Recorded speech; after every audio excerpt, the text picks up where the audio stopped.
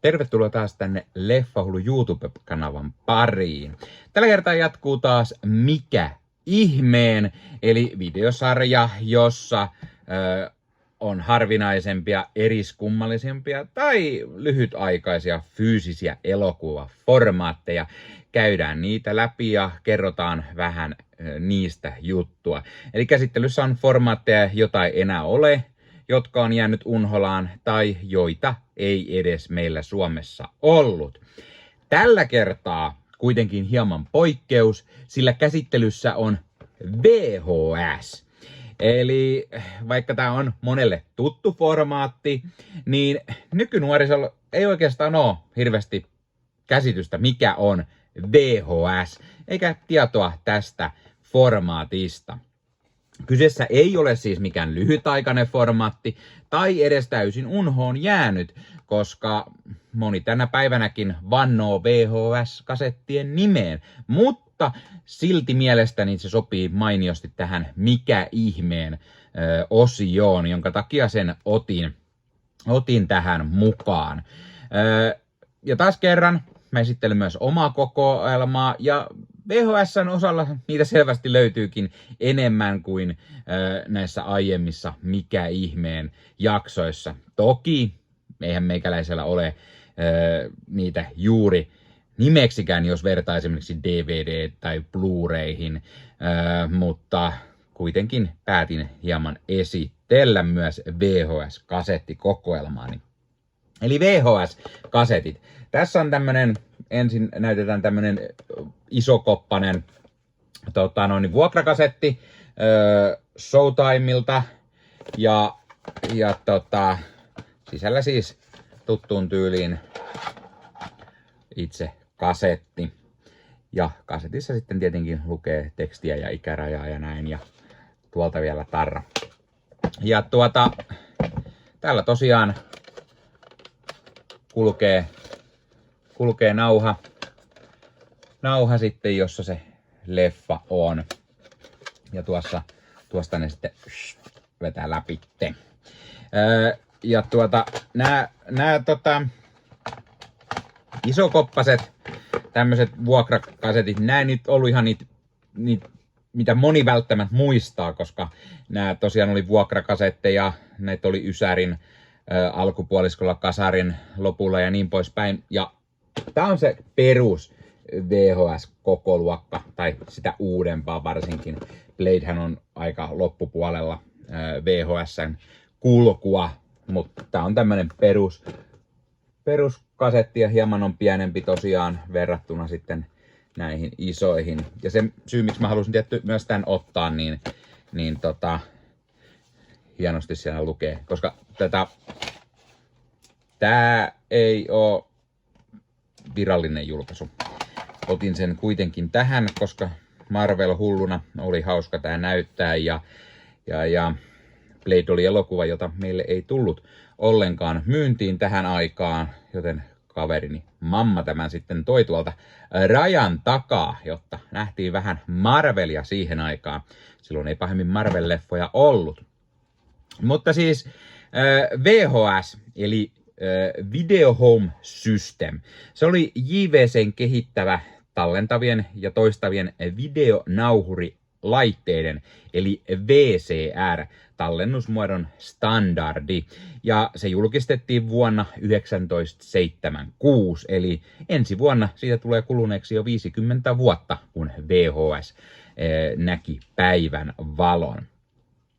JVC lopetti itse VHS-nauhureiden valmistuksen 2008, mutta viimeiset nauhurit sitten valmistettiin Funain toimesta 2016. Eli enää ei sen jälkeen ole edes videonauhureita valmistettu. Ja syy miksi VHS alkoi hiipua formaattina oli 2000-luvun alussa. Tai siis miksi se alkoi hiipua 2000-luvun alussa oli vuonna 1997 lanseerattu DVD. Ja VHS ja sitten Betamax oli kilpailevat formaatit 70- ja 80-luvuilla. Tästä hieman puhuin Betamax-jaksossa. Kannattaa käydä katsomassa myös se, jos kiinnostaa sitten, mikä oli Betamax tai Beta. Ja VHS:n ansiona oli muun muassa pidempi tallennusaika kuin Betamaxilla. Aluksi oli 120 minuuttia ja myöhemmin jopa 240 minuuttia. Ja VHS-nauhurit oli myös edullisempia mitä Betamaxit, jonka takia VHS sitten tämän formaattisodan voitti. Ja tämän takia se oli myös dominoivampi formaatti 80- ja 90-luvuilla. Ja Ysärin lopussa tuli sitten DVD, joka taas dominoivampana voitti taas taiston VHS:n kanssa. Kasettien vuokraaminen oli myös todella isossa suosiossa ja parhaillaan meilläkin oli kymmeniä vuokraamoja pienemmissäkin kaupungeissa ja kasetteja sai vuokrattua kioskeista, R-kioskit tai semmoisessa pienessä jossain kioskista, mistä kävit ostamassa itsellesi makkaraperuna, niin sieltäkin saattoi saada vuokrattua videokasetteja. Ja tämä siis tietenkin aikaa ennen DVDtä, aikaa ennen suoratoistopalveluita, mitä moni nykyään käyttää. VHS-järjestelmän videokaseteissä käytetään puolen tuuman, eli 12,7 millin levyistä magneettinauhaa. Tämä nauha siis, minkä mä näytin täällä kasetin sisällä menevän. Toi perusnauha itsessään. Nauhan nopeus oli PAL-televisiojärjestelmässä 2,34 senttimetriä sekunnissa ja suurin tallennusaika oli sen 4 tuntia E240 kasetilla. Myös E300 kasetteja tuli kaupan johonkin kohtaan.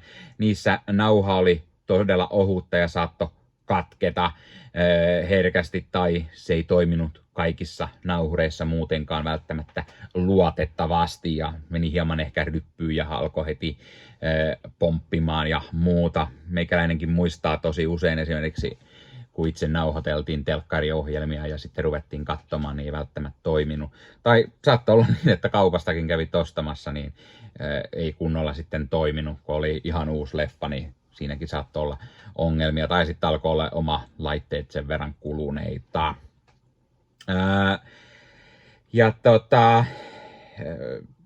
Tämän lisäksi VHS-nauhureilla pystyi siis nauhoittamaan myös puolin nopeudella tai jopa kolminkertaisella nopeudella, jolloin tälle kasetille mahtui sitten kaksin- tai kolminkertainen määrä, mitä siihen oli ilmoitettu, mutta niissä taas just kuvan ja äänen laatu kärsi huomattavasti. Sitten tuli myös pienempiä semmosia kämmenellä pidettäviä kameranauhureita varten. Siihen keskitettiin semmoinen kuin VHS-C-kasetti, jonka tallennusaika oli sen 60 minuuttia. Ja tätä pienempää malliin kasettia käytettiin esimerkiksi sitten itse erillisellä tämmöisellä kasettisovittimella tai sitten se katsottiin aina videokamerasta. Näitä usein käytettiin esimerkiksi videokameralla. Mekin muistamme, että otettiin joskus, hommattiin videokamera tai meidän vanhemmat hommas ja niillä sitten kuvattiin, kun käytiin jossain ulkomaan reissulla ja jos niitä sitten halusi katsella, niin sitten se pistettiin siihen toi videokameraa, sieltä sisältä painettiin sieltä play ja joku johto ehkä, jos olisi telkkarista sitten katsella tai mahdollisesti uudemmissa malleissa siinä oli se pieni näyttö, mistä voisi myös tiirailla sitten. VHS oli tosiaan meikäläiselle itselle se ensimmäinen elokuvaformaatti. Siihen aikaan ei meillä päin juuri mitään muita formaatteja näkynyt. DVD ei ollut tullut vielä markkinoille. Beta ei hirveästi törmännyt siinä vaiheessa enää ehkä. Ja Laserdisciähän meille sitten myöskään ei tänne päin oikein tullut. Eli VHS oli myös se ensimmäinen keräilykohde itselle leffojen saralla. Joskaan en ole enää keräillyt aikoihin niitä, mutta kaikki nämä ostamani kasetit on edelleen tallessa.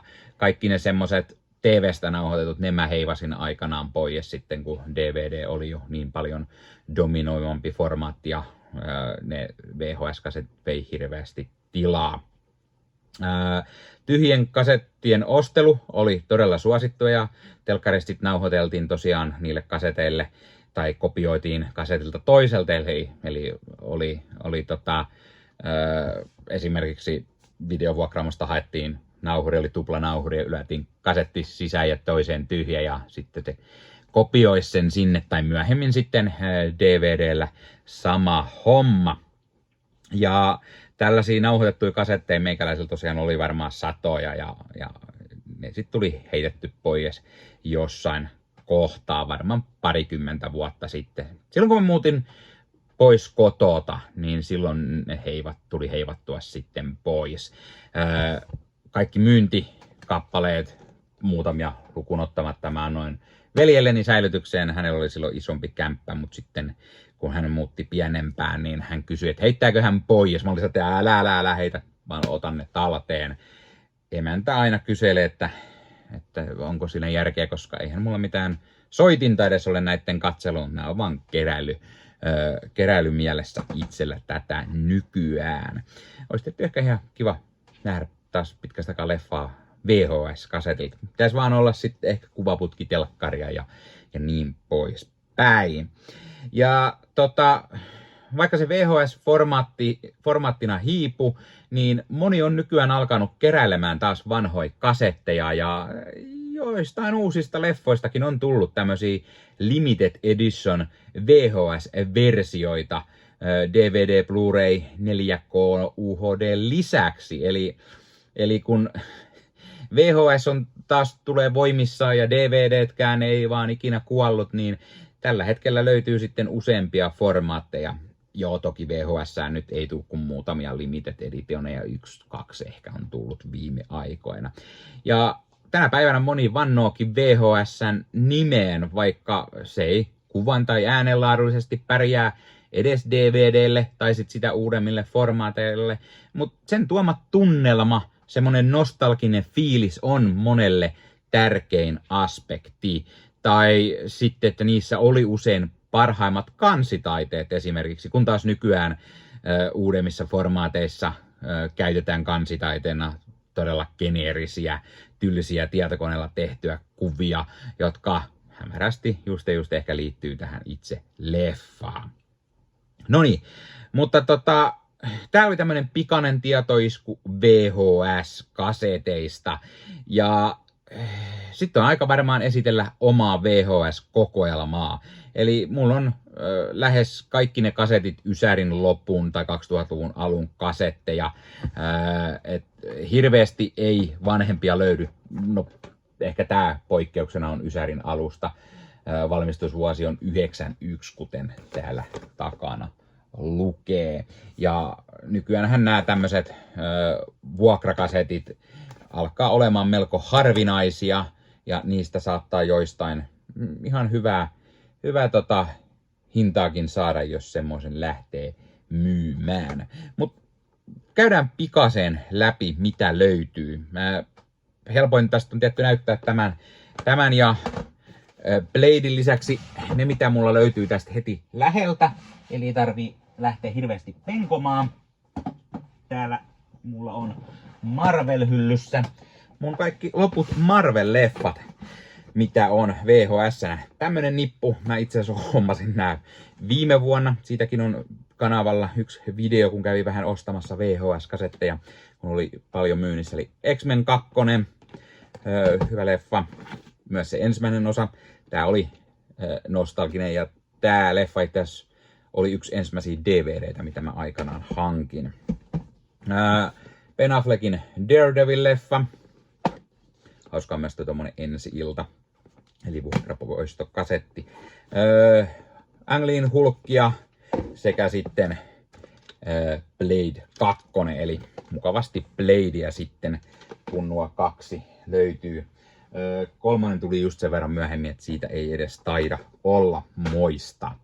No sitten ei tarvii taaskaan lähteä kauas, koska toispuolella kameraa löytyy meikäläisen Star Wars-kokoelma. Ja Star Warsiahan löytyy myös VHS-nä, itse asiassa useampaakin. Yksi tämmönen, minkä mä jossain vaiheessa hommasin, yksi melko harvinainen julkaisu siinä mielessä, että tässä lukee Tähtien sota, eikä Star Wars. Se lukee tuossa tietenkin hieman pienemmällä. Tämä julkaisu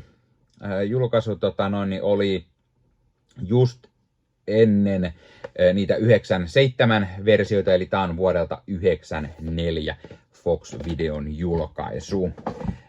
Sitten tosiaan 97 tuli ne digitaalisesti remasteroidut versiot. Niistä mulla löytyy Imperiumin paluu ja Imperiumin vastaisku ja Jedin paluu tällaisena formaattina. Ja tosiaan toi ensimmäinen sitten puuttuu tän näköisenä. No sitten multa löytyy vielä, täytyy vähän siirrellä, löytyy boksina. No niin, boksinahan mulla on tietty tää missä nämä kaikki löytyy, eli siksi ehkä mulla ei irtona sitä ole, mutta nämä on siis se sama mitä mulla äsken oli tossa irtona, sama koko trilogia tässä boksissa.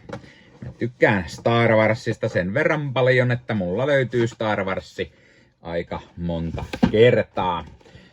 Sitten oli tää Special Edition, tämmönen kultainen boksi, jossa sitten löytyy taas koko trilogia tän näköisenä. Ja tää on näitä, mistä löytyy kasetti tämmösen pahvin sisältä.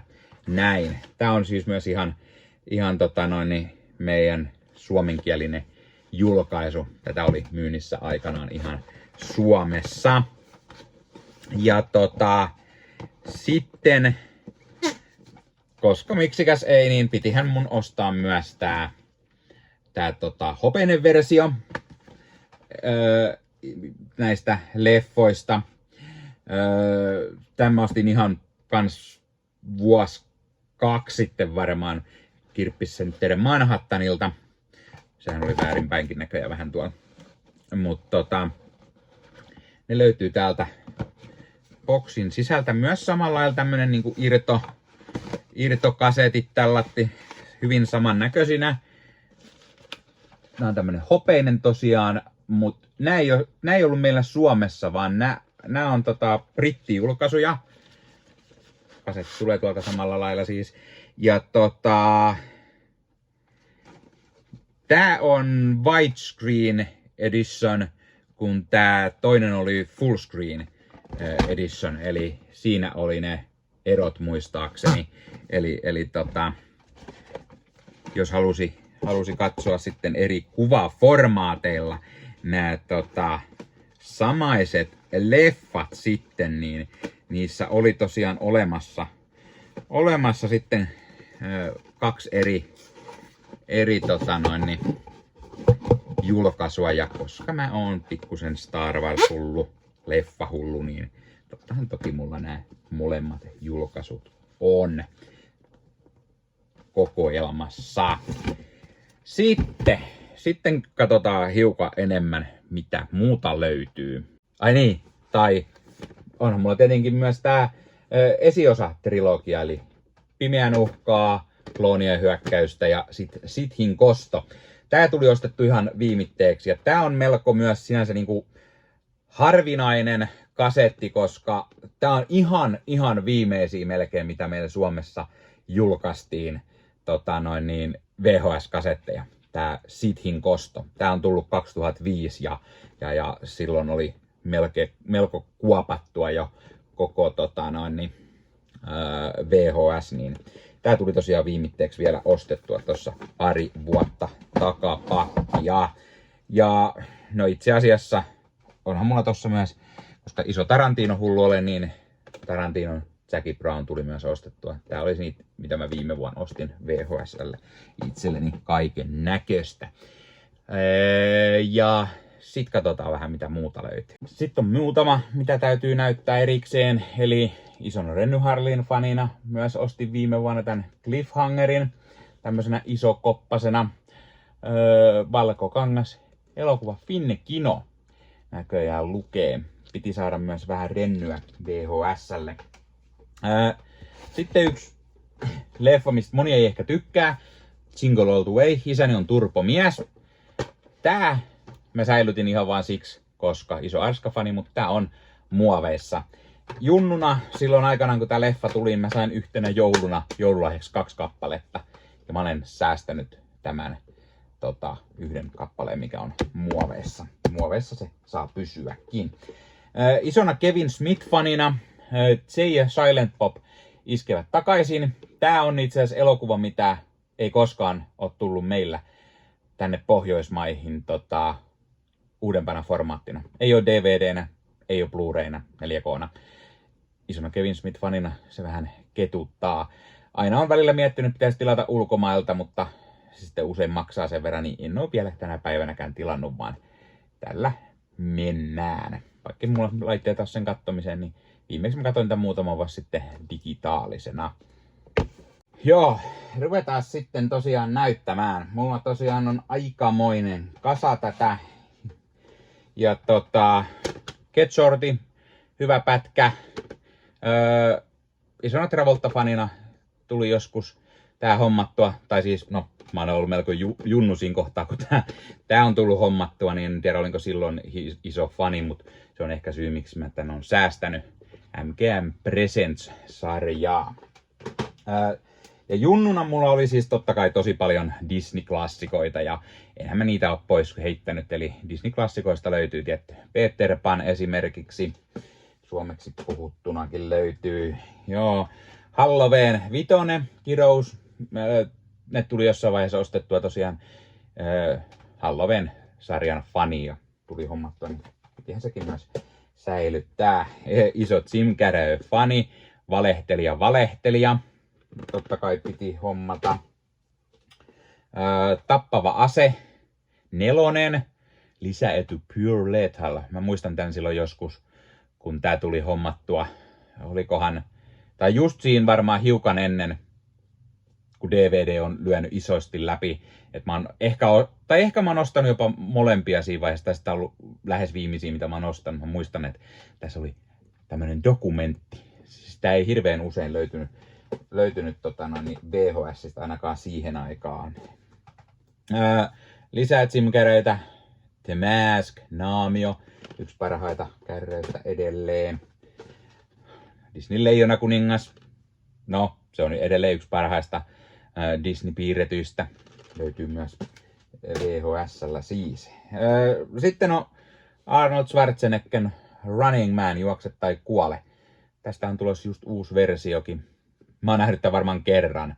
Mä en muista tästä juuri mitään, mutta on mulla tää DVD-näkin siis. Eli on mä sitten ehkä 2 nähnyt, koska mulla on myös DVD. Teitte laittaa tonne ylös. Arskahylly. Miksi se on Arskahyllyssä? No en tiedä. Eläintohtori 2. Eddie Murphyä. No joo. 3 kuningasta. David O. Russellin leffa. Mä tykkäsin tästä jossain vaiheessa ainakin. Mun mielestä mulla on myös DVD tästä. En ole nähnyt aikoihin tätä leffaa. Usko koetuksella. Ben Stiller, Jenna Elfman, Edward Norton. Tätä mulla ei varmaan edes ole missään muussa formaatissa. Harrison Fordin Random Hearts. Muistaakseni mulla ei tätäkään ole missään muussa formaatissa. En varmaan nähnyt edes tämän jälkeen. Mel Gibsonin Payback. Tai sitten Al Pacinon tähdittämänä Edinkiven Sunday minä päivänä tahansa. Nämä molemmat löytyy myös DVDltä. Ei itse asiassa tää on Blu-raylla. Tää on varmaan DVDllä. Mutta nämä on hyviä leffoja, niin löytyy useammassa formaatissa. Ja sitten unohtamatta tietty American Beauty. Vaikka mitä mieltä olisi Kevin Spaceystä tänä päivänä, niin tää on mestariteos tää leffa. Ja se löytyy myös muusta formaatista. Blu-ray muistaakseni. Sitten on Muumio-leffaa,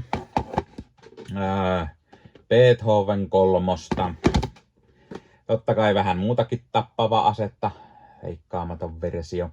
Tappavaa se oli kova myös junnuna. Tai Air Force One oli kova, on edelleen.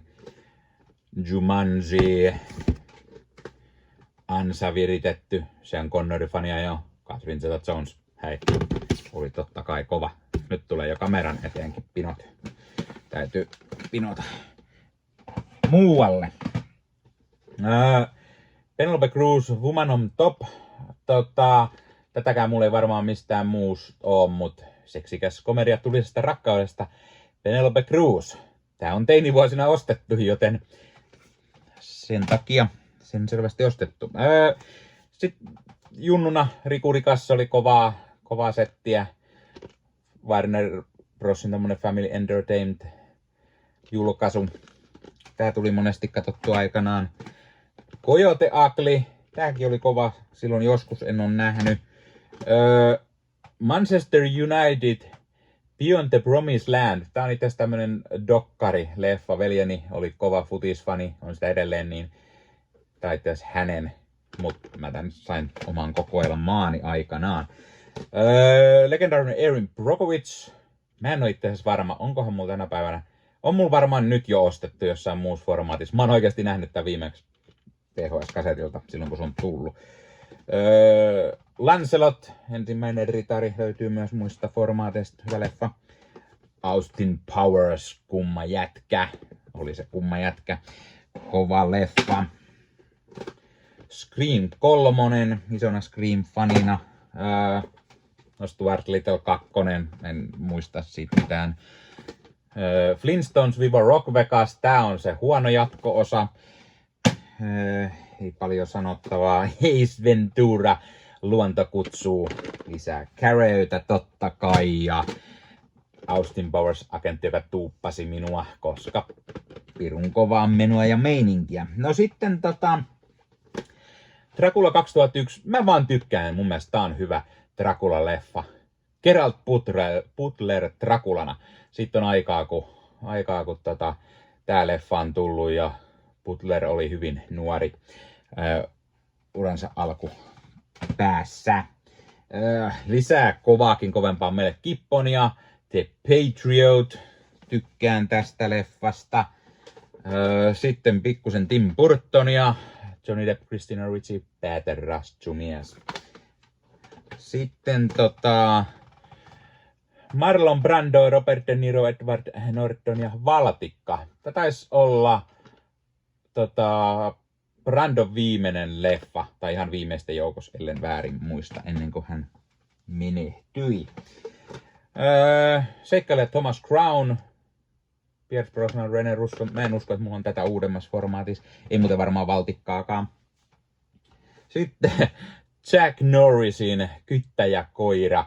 Tää on varmaan ainoa Jack Norris-leffa, mikä mun on VHS. En ole ikinä ollut mikään iso fani sinänsä, mutta on tullut sit joskus ostettua jostain. No sitten Bringing Out the Dead, Nicolas Cage. Tää on yksi Nicolas Cagein parhaita roolisuorituksia. Tää on myös todella aliarvostettu Scorsesen elokuva. Mä tykkään tosi paljon. Philadelphia, leffa, josta Hanks voitti toisen Oscarinsa putkeen. Vai oliko tämä itse asiassa ensimmäinen? Tämä oli ensimmäinen ja Forrest Gump oli sitten toinen. Kuitenkin oli peräkkäisenä vuosina. Sitten vähän pölystä. Spawn, sarjakuvaleffat oli kovaa jo tollon. Ne mitä oli, niin tuli hommattua. Adam Sandlerin Little Nicky, ihan ok. Scary Movie, ai että tää tuli katsottu ties kuin monet kerrat silloin aikanaan. Yksin kotona 3, no joo. Se nyt on mitä on. Sitten yksi ihan meikäläisen, ihan ensimmäisiä VHS-leffoja, mitä mä junnuna on saanut varmaan. Tai suht on niin Kotia kohti, uskomaton seikkailu. Nämä oli nämä eläimet, jotka seikkaili ja siellä puhuu ja näin. Tää oli legendaarinen. Tätä tuli katsottu junnuna monesti. Nicolas Cagein Snake Eyes. Mä oon nähnyt tän silloin, kun mä oon tän VHS:n ostanut ja kattonut. Brian De Palmaa. Mä en muista tästä mitään. Mä oon oikeesti varmaan tällöin nähnyt. Pitäis katsoa uudestaan. Hommata se varmaan uudestaan. Robin Williamsin Flubber, maailman mahtavin mönjä. Tää oli kova leffa, mutta tää on suomeksi dupattu. Ja VHS:llähän ei tietenkään voinut olla kuin vaan yksi ääniraita, joten tätä kesti kauan ennen kuin mä näin tämän leffan eka kertaa englanniksi puhuttuna. Jack Nicholsonin Oscar-elokuva Elämä on ihanaa. Tango 3 en ole tämän jälkeen nähnyt. Antonio Banderas, Angelina Jolie, Original Sin. Teinivuosilla vähän tollaista romanttista leffaa. No, miksikäs ei, kun oli Angelina Jolie tarjolla. Sitten on Tiedän yhä, mitä teit viime kesänä. Tää on niitä aika ensimmäisiä varmaan kauhuleffoja, mitä mä oon joskus nähnyt. Olisiko jopa ollut niin, että mä oon tämän kakkosen nähnyt ennen ensimmäistä osaa. Sitten oli X-Files, salaiset kansiot. Kansio 10, Emily. Eli tässä on onko tässä peräti yksi jakso vaan? No kesto on puolella. Tässä olisiko 2-osainen jakso kuitenkin. Eikä tää itse asiassa kerro ees miltä kaudelta tää on. Ei nää kertonut sellaisia, mutta siinä on pari jaksoa kai salaisia kansioita. Sitten pitää lähteä kaivaa lisää VHS:iä. Sitten Gladiatori. Tarviiko sanoa enempää? Tää on ihan pirun kova leffa. Tuli aikanaan myöskin ostettua sitten omaan kokoelmaan. Rakkauden 6 oppituntia. Ei mitään muistikuvaa. Legendaarinen Arthur. Tää oli meidän äiti yksi lempparileffoissa muistaakseni. Tuli joskus myös ostettua sitten itselleen. Tai sitä äiti ostanut. Kasper. Tää näytelty leffa. En ole nähnyt kans vuosikausiin. Legendaarinen Schwarzeneggerin Last Action Hero. Miksi se on mun arskahyllys? Mä luulen, että mulla ei mahdu nää arskahyllyyn ja siksi ne ei oo siellä. Siksi ne on jossain muualla. Jim Carreyn Sähköputkimies, Cable Guy. Hyvä leffa, American Pie. Tää tuli katsottu teininä aika monet kerrat, niin kuin varmaan monella muullakin. Kunnian puolesta kova leffa. No niin, täällä on mun tää toinen Isäni on turbomies. Tää on se avattu versio, mitä mä sain silloin samana jouluna kahdesti. Pyörryksissä Truman Show, Dude Where's My Car. Tuli katsottu kans joskus aika monet kerrat. Sitten on Luunkeräjä. On varmaan tollon nähnyt tän viimeeksi. Bullockin 28 päivää. Ei siitä ei ole mitään muistikuvaa. Panama Räätäli. Varmaan viimeksi tollon nähnyt myöskin. Arskan End of Days. Lisää salaiset kansiot. Tääkin on kansio. Eikö tää on kansio 1? Unopened File. Sitten löytyy Jim Carreyn Man on the Moon. Hyvä leffa. Merenraivo. Todella mahtava leffa. Steven Seagalia. Exit Wounds. En muista mitään siitä leffasta. Talisa Soton Vampirella. Mortal Kombat 2. No ei kauhean järin hyvä. Jatko. Legendaarinen Batman ja Robin. On vaan semmonen eräänlainen guilty pleasure leffa itselle. Nurse Petty. En muista mitään. Legendaarinen Kaurinmetsästäjä. Mä oon viimeksi varmaan nähnyt tän myös VHS, joten pitäis katsoa uudestaan. Se sentään löytyy myös Blu-rayna. Tappava se 3. Kova Zorron naamio ja Me 2 ja Irene, eli kovaa. Jim Carreytä myös todella paljon. Sitten oli elokuva Kimppakyyti, en muista mitään. Sitten oli 3 ninjaa. Mä en muista tästäkään mitään muuta, kun tää on yksi niistä Junnu Ninja-leffoista. Siinä oli Hulk Hogan. Juuri menehtynyt Hulk Hogan. Levottomat leffa, joka tuli melko usein katsottua myös teinivuosina. $1 Million Hotel. Muistaakseni mä oon viimeksi tän nähnyt myös tästä, joten en muista juuri mitään. Aristokatit. Yksin kotona 2. Tää on tämmönen sinikoppanen. Ja Book of Shadows, Blair Witch 2. En muista mitään muuta kuin, että se oli muistaakseni aika huono leffa. Hollow Man, hyvä tämmönen uudelleen tulkinta Näkymätön mies -kauhuleffasta. Ja sit yksi mun all time favorite Al Pacinon rooleista, Paholaisen asianajaja leffassa. Hyvä leffa.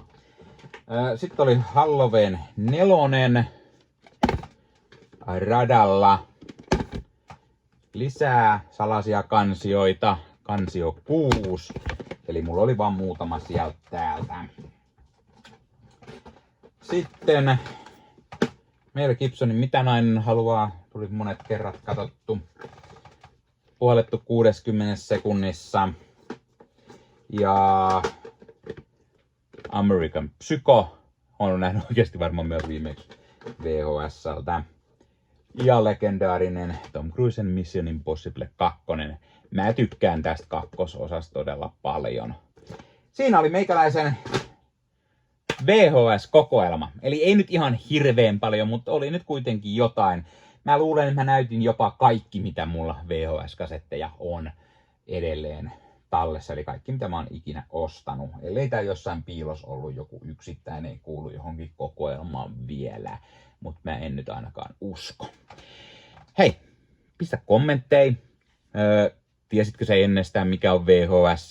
Oletko sä keräillyt aikanaan VHS? Ja keräiletkö edelleen, katsotko sä edelleen VHS-nä leffoja? Mitä mieltä oot formaatista ylipäätään?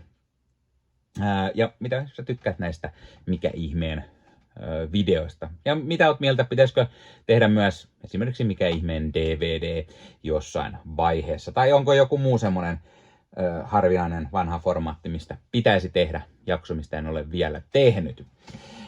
Sen lisäksi täytyy totta kai mainita, että jos haluat ostaa itsellesi kulttileffoja, niin kulttileffakaupasta voit käydä ostamassa itsellesi kulttiklassikoita. Esimerkiksi At Close Range-leffan Arrow-videojulkaisu, mistä tein aiemmin jaksoa kanavalle podcastiin.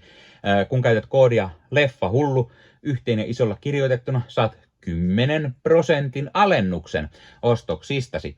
Kulttileffakaupasta löytyy kulttiklassikoita, eli elokuvia, joita ei välttämättä ole niin isossa tietoisuudessa, tai ei välttämättä ole ollut aikanaan niin isoja menestyneitä leffoja, mutta niistä on tullut vuosien saatossa kulttiklassikoita.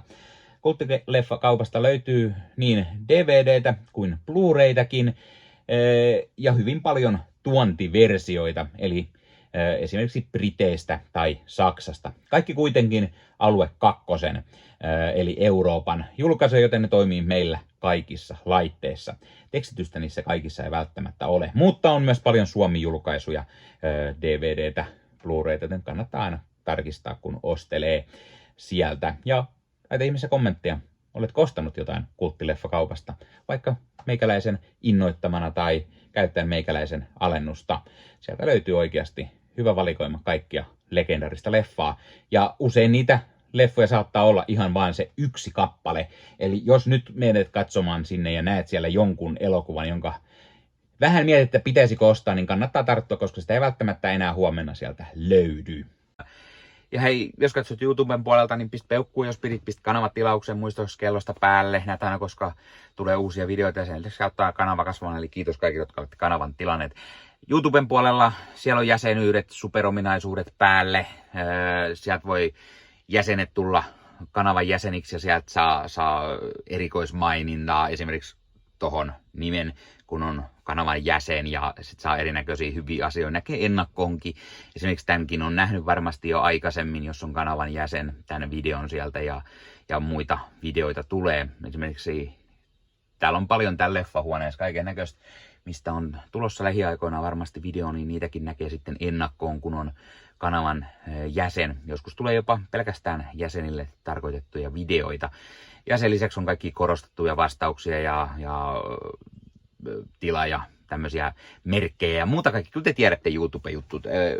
0,99 € kuussa tai 2,99 € kuussa, niillä saa erinäköisiä asioita, kun tilailee tai on kanavan jäsen, niitä supertykkäyksiä, superkommentteja, kaikkea voi laittaa, niin siitä tulee muutamat kymmenet sentit sitten tähänkin suuntaan, eli kiitos kaikille, jotka olette niitä laittaneet. Ottakaa Leffahullu somekanavat haltuun, Instagrami, TikTokki, Facebook-sivusto, jäne. Meikäläinen tekee Marvel Podcast Suomea, Star Wars Podcastia ja sitten sen lisäksi meikäläinen kuuluu Leffamediaan, jos on yli 30 sisältötuottajia, jotka rakastavat leffoja ja sarjojen katsomista, niiden arvostelemista ja kaikkeen leffoja ja sarjoihin liittyvää. Sieltä löytyy leffa- ja sarja-aiheiset uutiset, huhut, trailerit, sieltä löytyy haastatteluja, kaikennäköistä leffoja ja sarja-aiheista. No niin, tää oli Leffahullu podcast tällä kertaa. Ei muuta, ensi kertaa. Se on moro.